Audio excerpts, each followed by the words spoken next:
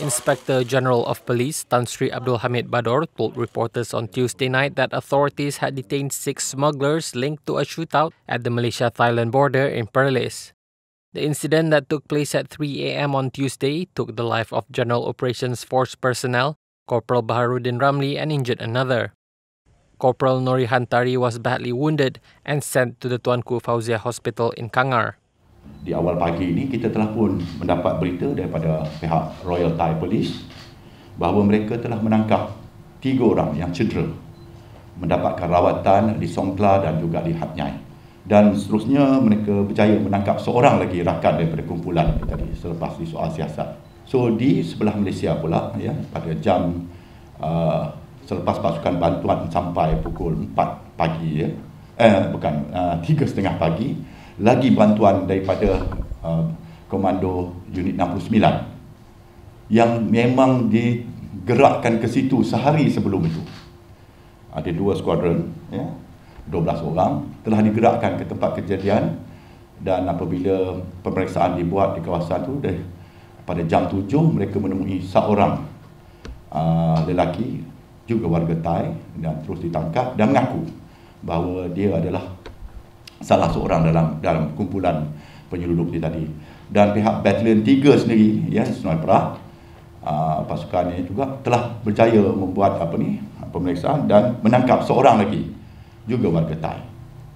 So keseluruhannya yang sudah ditangkap 6 orang.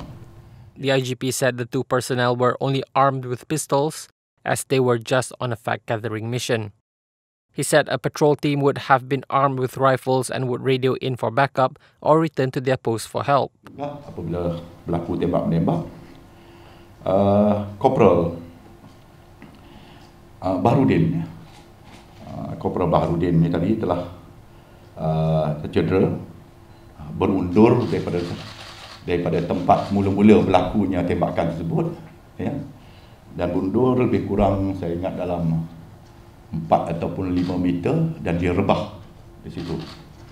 Dan beliau sempat mengarahkan kawannya seorang tadi, Kpl Norihan Tari, Kpl Norihan anak lelaki Tari ini tadi, untuk segera balik meminta bantuan. Di waktu yang sama juga mendiang Kpl Baharuddin ini tadi, senjatanya telah pun kehabisan peluru. Jadi Kpl Norihan pun berlari menuju ke arah motosikalnya lebih kurang 400 meter daripada tempat kejadian tersebut, berjaya menunggang motosikalnya balik ke pos TS9 tadi meminta bantuan. Ya, jaraknya lebih kurang dalam 200 meter dari situ, dekat saja. Jadi apabila sampai di situ, hanya beliau sempat menekan horn motor tersebut dan sambil menyatakan bahawa berlaku tembak-menembak dan dia terus rebah di situ. Dan anggota di situ segera menghantarnya dengan menggunakan Land Rover untuk menghantarnya ke hospital. Dan apabila sampai di hospital, didapati dia menerima 3 das tembakan, terdapat 3 butir peluru dalam badannya, di perut, di rusuk, ya, 2 di perut, 1 di rusuknya. Investigations showed that Thai smugglers would trade shabu, heroin and other drugs for ketum leaves and cough medicine in return.